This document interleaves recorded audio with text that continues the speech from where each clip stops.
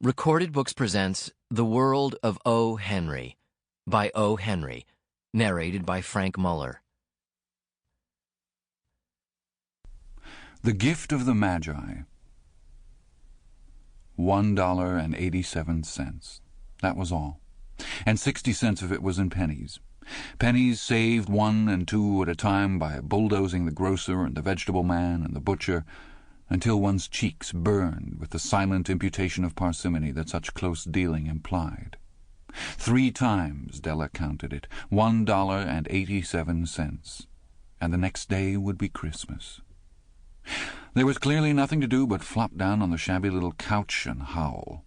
So Della did it, which instigates the moral reflection that life is made up of sobs, sniffles, and smiles, with sniffles predominating. While the mistress of the home is gradually subsiding from the first stage to the second, take a look at the home.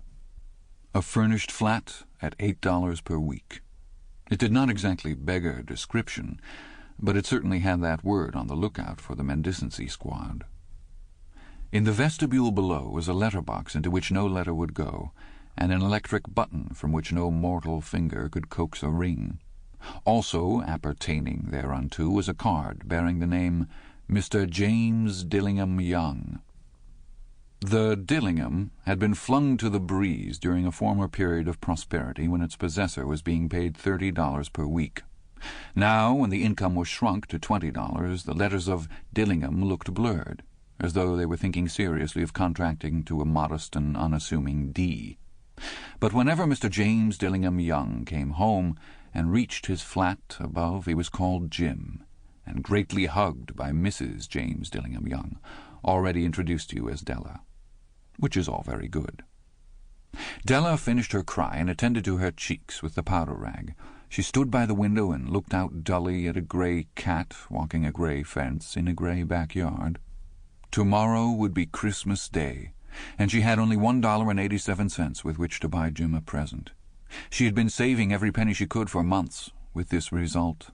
$20 a week doesn't go far. Expenses had been greater than she had calculated. They always are. Only $1.87 to buy a present for Jim, her Jim. Many a happy hour she had spent planning for something nice for him, something fine and rare and sterling, something just a little bit near to being worthy of the honor of being owned by Jim. There was a pier glass between the windows of the room. Perhaps you have seen a pier glass in an $8 flat.